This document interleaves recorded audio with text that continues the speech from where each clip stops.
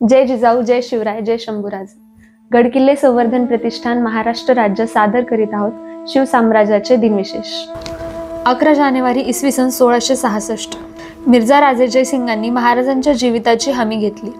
मिर्झा राजे जयसिंग यांच्या बरोबरच्या तहानंतर मिर्झा राजे जयसिंग यांनी महाराजांच्या जीविताची हमी जरी दिली असली तरी दिलेर खानाने मात्र महाराजांच्या हत्येचा कट रचला व अंमलात आणण्यासाठी मिर्झा राजे जयसिंगांच्याकडे परवानगी मागितली।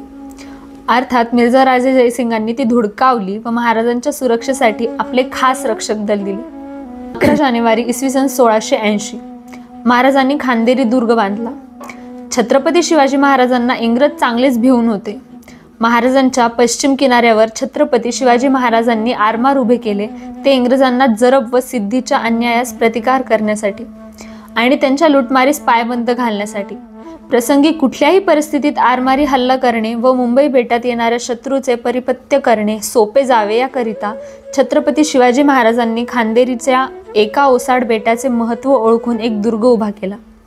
त्या बेलाग दुर्गाचे नाव होते दुर्ग खांदेरी।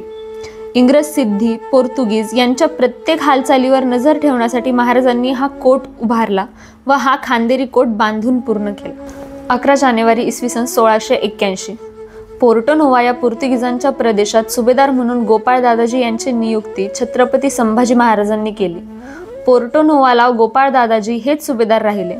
पोर्टो नोवा या पोर्तुगीजांच्या प्रदेशात सुभेदार म्हणून गोपाळ दादाजी यांची नियुक्ती छत्रपती संभाजी महाराजांनी केल्याने गोपाळ दादाजी हे पोर्टो नोवाला रवाना झाले। 11 जानेवारी इसवी सन 1688 मातब्बर खानाने पट्टागड जिंकला। 1688 साली मातब्बर खानाने बागलानातील अनेक गड घेण्यास सुरुवात केली होती। पट्टागड संबंधी मातब्बर खान औरंगजेबाकडे अर्ज पाठवतो। त्यात तो म्हणतो, सेवकाने काही दिवसापासून 1000 कोळी, भिल्ल व मावळे यांचे पथक सैन्यात घेतले आहे। मराठ्यांच्या ताब्यात असलेले पट्टा व इतर किल्ल्यालगतच जमीनदारांना रकमा पुरवण्यात आल्या आहेत। 11 जानेवारी 1688 ला खानाने काही पथके किल्ला घेण्याच्या मार्गावर धाडली। मध्यरात्रीच्या सुमारास किल्ल्याच्या तटाला दोर लावून किल्ला जिंकून घेतला। भगूरचा ठाणेदार गोविंद सिंग याची किल्ल्यावर नेमणूक करण्यात आली। मोगलांनी 1688 ते 89 या कालावधीत मराठ्यांचे औंढा, त्रिंबकगड, कौनी, त्रिंगलवाडी, मदनगड, मोरंदत किल्ले फितुरीने घेतले, मात्र पट्टागड त्यांनी जिंकून घेतला। 11 जानेवारी इसवी सन 1717 अकबराने गुजरात प्रांत जिंकून तिथे तोडरमल्लाची सुभेदार म्हणून नेमणूक केली। तिथपासून गुजरात सुभा मोगलांच्या ताब्यात होता। 1711 ला गुजरातचा 44वा सुभेदार निजामाचा बाप गाजीउद्दीन मरण पावला व त्याचे जागी अमाद खान याची नेमणूक झाली।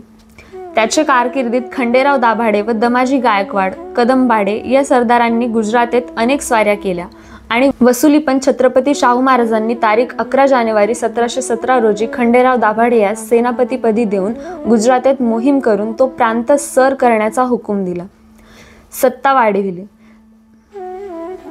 खंडेरावांचे पुत्र त्रिंबकराव आणि त्यांचे हस्तक पिलाजी गायकवाड यांनी गुजरातेत अनेक स्वाऱ्या करून मराठी सत्ता वाढविली। 1727 मध्ये दाभाडे व गायकवाड यांनी गुजरात प्रांतावर चौथाईची खंडणी लागू केली। तेव्हा मराठ्यांचा बंदोबस्त करण्यासाठी सर बुलंद खान ह्यास गुजरातचा 53वा सुभेदार नेमून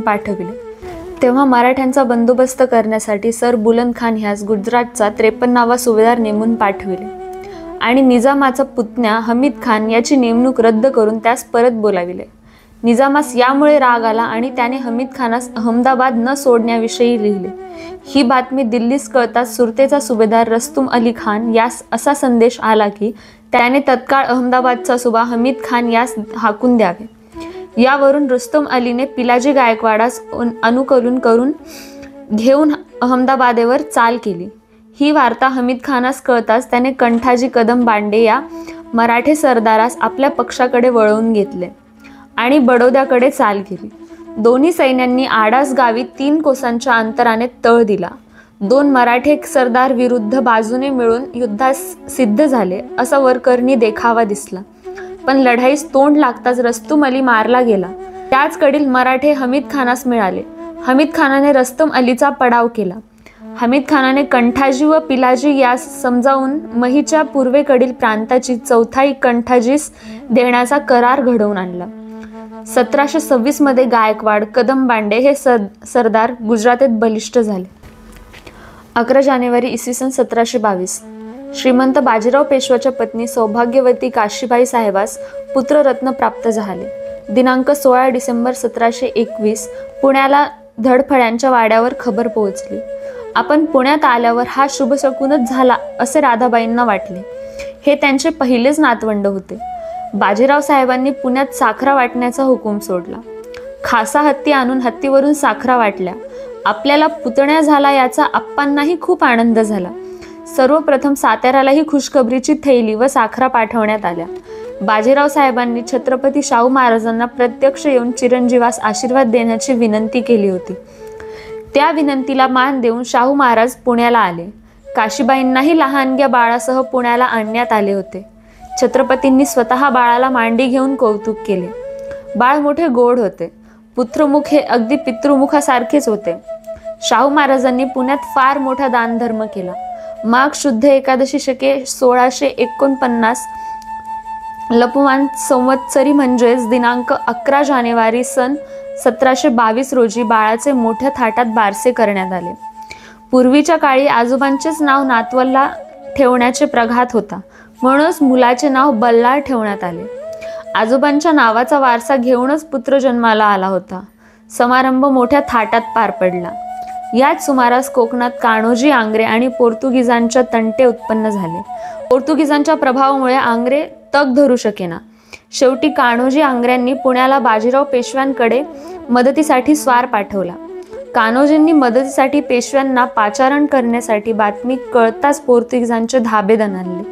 पेशव्यांपर्यंत स्वार पोचायच्या आधीच इकडे पोर्तुगीजांनी स्वार आंग्र्यांकडे तहनामा घेऊन आला.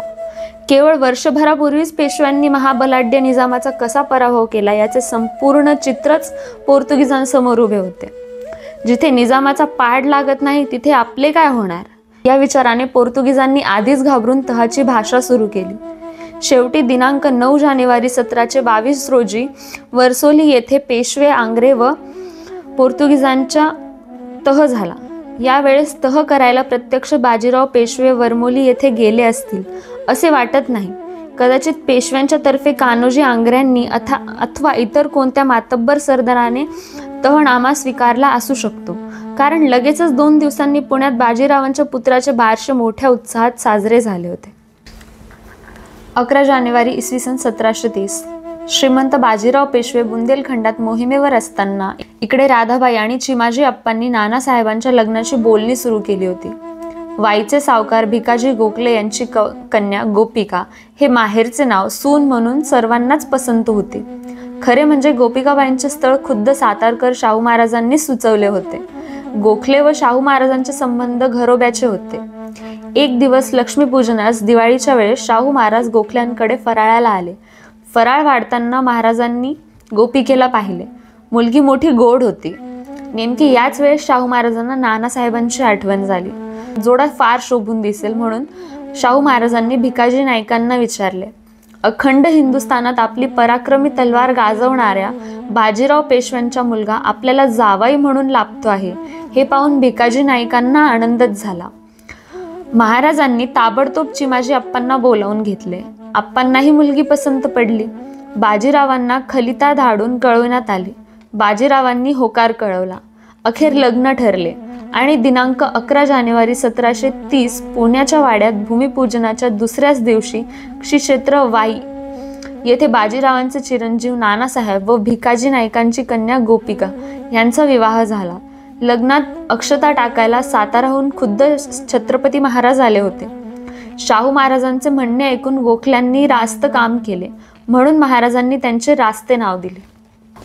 11 जानेवारी इसवी सन 1941 दुसऱ्या महायुद्धात मराठा सैनिक गलाबत सुदान येथे इटालियन सैन्यासमोर लढत होते.